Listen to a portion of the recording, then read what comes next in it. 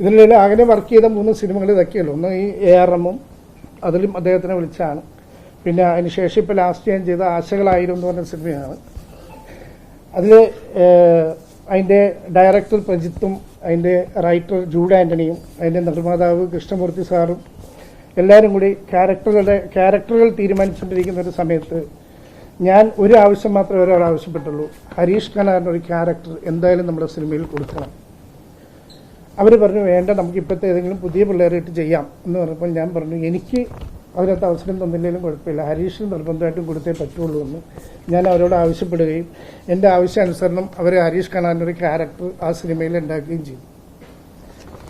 പക്ഷേ എന്തോ നിർഭാഗ്യവശാൽ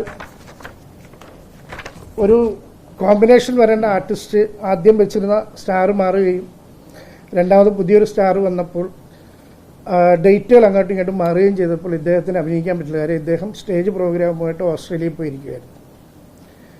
ഓസ്ട്രേലിയയിലോട്ട് എൻ്റെ കൂടെ വർക്ക് ചെയ്യുന്ന പിള്ളേർ വിളിച്ചു, ഇന്ന പോലെയാണ് സംഭവം, നിങ്ങൾക്ക് എങ്ങനെയെങ്കിലും വരാൻ പറ്റുമോ എന്ന് ചോദിച്ചപ്പോൾ പറഞ്ഞത് ഞാൻ വന്നിട്ട് എൻ്റെ സമയത്ത് നിങ്ങൾ ഷൂട്ട് ചെയ്താൽ മതി എന്നാണ് അദ്ദേഹം ആവശ്യപ്പെട്ടത്.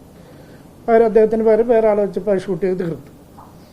അപ്പം ഞാൻ അദ്ദേഹത്തിന് അവസരങ്ങൾ കൊടുക്കുന്നില്ല എന്ന് പറയുന്നതിൽ എന്താണ് കഴമ്പുള്ളത്?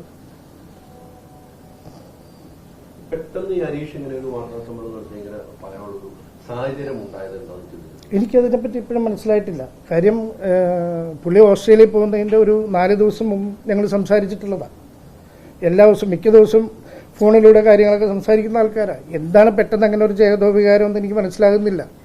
ഇനി പുള്ളിക്ക് ഇങ്ങനെ തോന്നിയിട്ടാണോ? കുറേ നാളായല്ല പുള്ളീനെ ആൾക്കാരൊക്കെ കണ്ടിട്ട്. പുള്ളിക്ക് അതുകൊണ്ട് ഒരു തിരിച്ചുവരവ് ആഗ്രഹിക്കുന്നു. പുള്ളീനെ ഒന്ന് ഓർക്കാൻ വേണ്ടി അല്ലെങ്കിൽ ഒരു പരിപാടി നടത്തിയതായി കൊടുത്തില്ലല്ലോ.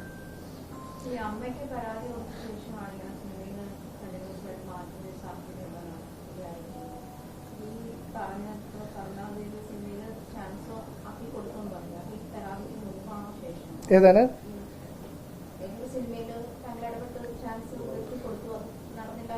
അതെ, അതിപ്പോൾ ലാസ്റ്റ് ഇപ്പം ഈ ആരോപണം ഉന്നയിക്കുന്നതിന് തൊട്ട് മുമ്പാണ് ഇത്.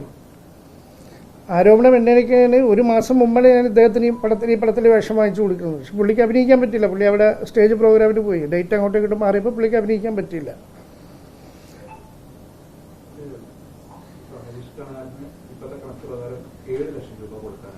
അതെ അതെ അതെ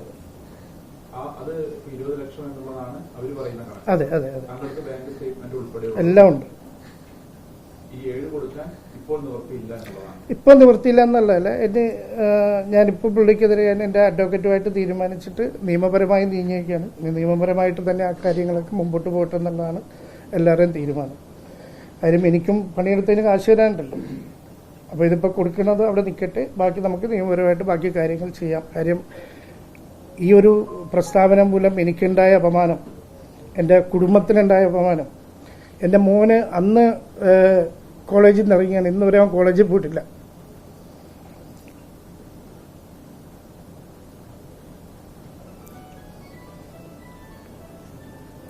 ഞാൻ അതൊക്കെ കൊണ്ടാണ് ഇന്ന് ഇങ്ങനൊരു ഇത് വിളിച്ചു ചേർത്തത്. കാര്യം പിള്ളേരുടെ ഭാവി പോലും അവതാളത്തിലോട്ട് പോകുന്ന ഒരു അവസ്ഥയിലാണ് ഇപ്പോൾ എത്തിയേക്കുന്നത്. ഭീകരമായിട്ട്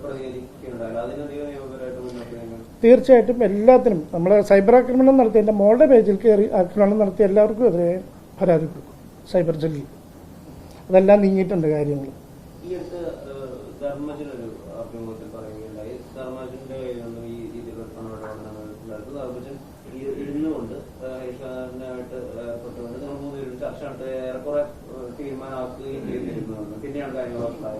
അങ്ങനെ ഒരു ചർച്ച ഇതുവരെ ഉണ്ടായിട്ടില്ല. ധർമ്മജൻ പറഞ്ഞത് വേണമെങ്കിൽ നമ്മൾക്ക് 3 പേർക്കും കൂടി ഇരുന്ന് സെറ്റിൽമെന്റ് ആക്കാമെന്നാണ് ഹരീഷിനോട് പറഞ്ഞത് ധർമ്മജൻ. അല്ലാതെ അങ്ങനെ ഒരു ചർച്ച നടന്നു എന്നല്ല ധർമ്മജൻ പറഞ്ഞേക്കുന്നത്. അത് ശരിക്കും കേട്ടു നോക്കാം. ഞാൻ പറഞ്ഞല്ലോ, ഞാൻ ആ ഡേറ്റ് നോക്കിയിരുന്ന സമയത്തുള്ള ആർട്ടിസ്റ്റുകളൊക്കെ എന്നെ സഹായിച്ചിട്ടുണ്ട്. എനിക്കൊരു ആവശ്യം വന്നപ്പോൾ അവരെല്ലാം സഹായിച്ചിട്ടുണ്ട്. ഇല്ലയെന്ന് ഞാൻ പറയുന്നില്ലല്ലോ. അവരെന്നോട് പറഞ്ഞ മര്യാദ ഇതല്ലേ, അതൊക്കെ അവർ നല്ല കാര്യത്തിന് വേണ്ടിയില്ല, നിങ്ങൾ ഞങ്ങൾക്ക് വേണ്ടി ഇത്രയും കാലം പണിയെടുത്തല്ലേ, അതുകൊണ്ട് നിങ്ങളത് വെച്ചോ എന്നുള്ള രീതിയിൽ അവർ രണ്ടുപേരും എന്നോട് പറഞ്ഞേക്കില്ല. ഇദ്ദേഹം മാത്രമാണ് അതൊന്നും പറയാത്തത്.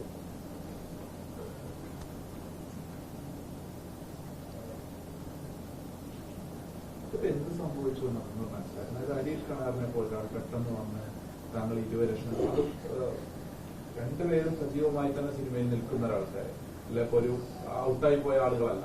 എന്നിട്ടും ഇത്ര വലിയൊരു തുകയെ പറ്റി 20 ലക്ഷത്തിന് വേണ്ടിയിട്ട് താങ്കളെ മോശക്കാരനാക്കാൻ ഹരീഷ് ശ്രമിക്കേണ്ട ഒരു സാഹചര്യം അവസ്ഥയുണ്ടോ? എന്ത് സംഭവിച്ചത്? ഒരു ഗൂഢാലോചന ഉണ്ടെന്ന് കരുതുന്നുണ്ടോ? എന്താ ഒരു സംഭവിച്ചത്? എന്തോ ഒരു തെറ്റിദ്ധാരണയും ഗൂഢാലോചനയും ഇതിന്റെ പിന്നിൽ നടന്നിട്ടുണ്ട് എന്നുള്ള കാര്യം എനിക്ക് ഉറപ്പാണ്. കാര്യം എന്റെ പടം റിലീസ് അനൗൺസ് ചെയ്തതിന് ശേഷമാണ് ഇങ്ങനത്തെ ഒരു സംഭവം ഉണ്ടാകണതില്ലേ. അപ്പോൾ അതിന്റെ പിന്നിൽ എന്തൊക്കെയോ ഉണ്ടെന്നുള്ളതാണ് എന്റെ മനസ്സിൽ തോന്നുന്ന കാര്യങ്ങൾ. ഇതുവരെ സംസാരിച്ചില്ല. പക്ഷെ ഹരീഷ് അടുത്ത ദിവസം സിനിമ റിലീസിന്റെ അന്ന് മീഡിയയുടെ മുമ്പിൽ പറഞ്ഞു, ബാദുക്ക എന്നെ വിളിച്ചിരുന്നു, പൈസ തരാമെന്ന് പറഞ്ഞു എന്നൊക്കെ പറഞ്ഞ് പുള്ളി പറയുന്നുണ്ട്. അങ്ങനെ ഒരു സംഭവമൊന്നും ഉണ്ടായിട്ടില്ല. ഞാൻ ഈ ആരോപണം ഉന്നയിച്ചത് രാത്രി ഹരീഷിന്റെ ഫോണിലോട്ട് വിളിച്ചു. ഹരീഷ് ഫോൺ എടുത്തില്ല. സന്ധ്യനെ വിളിച്ചു. കാര്യം സന്ധ്യ എന്നൊക്കെ പറയാൻ ഞങ്ങൾ അത്രയും നല്ല അടുത്ത ബന്ധങ്ങളുണ്ടായിരുന്ന ആൾക്കാരാണ്, കുടുംബ ബന്ധമുള്ള ആൾക്കാരായതുകൊണ്ടാണ്. സന്ധ്യനെ വിളിച്ചു. സന്ധ്യ ഫോൺ എടുത്തില്ല. സന്ധ്യയ്ക്ക് ഞാൻ മെസ്സേജ് ഇട്ടു, ഞാനാണൊന്ന് ഫോൺ എടുക്കുമെന്ന് ചോദിച്ചു, എടുത്തില്ല. അത് കഴിഞ്ഞ് ഞാൻ നിർമ്മലിനെ വിളിച്ചു. നിർമ്മൽ ഫോൺ എടുത്തു. കുറേ നേരം അവനെന്തിനാ ഇങ്ങനെ ചെയ്തതെന്ന് എനിക്കറിയില്ല ബാധിക്കുക എന്നൊക്കെ പറഞ്ഞു. നിർമ്മലും അങ്ങനെ കുറേ നേരമൊക്കെ സംസാരിച്ചു. അടുത്ത ദിവസം നിർമ്മൽ സിനിമയുടെ ഇന്റർവ്യൂ കയറി നിന്നിട്ട് എന്നെ കളിയാക്കുന്നുണ്ടായിരുന്നു. ഹരീഷ് കണാറിന്റെ അവസരങ്ങൾ നഷ്ടപ്പെട്ടത് ഹരീഷ് കണാറിന്റെ സ്വഭാവം കൊണ്ടാണ്, ഹരീഷ് കണാറിന്റെ പ്രശ്നങ്ങൾ കൊണ്ടാണ് ഹരീഷ് കണാറിന്റെ സിനിമയിലെ അവസരങ്ങൾ നഷ്ടപ്പെട്ടത്. ഒരുപാട് ഉദാഹരണങ്ങൾ നമ്മുടെ മുമ്പിലുണ്ട്. ഓരോ സെറ്റിലും അയാളുണ്ടാക്കിയ പ്രശ്നങ്ങൾ നമ്മുടെ മുമ്പിലുണ്ട്. എല്ലാ കാലത്തും ഒരു ആളിങ്ങനെ നിറഞ്ഞെപ്പോഴും സിനിമയിൽ നിൽക്കില്ല. ഒരേ കാലഘട്ടത്തിൽ പുതിയ പുതിയ ആൾക്കാർ വരുമ്പോൾ ഇവരൊക്കെ മാറി മാറി കൊടുത്തേ പറ്റുള്ളൂ.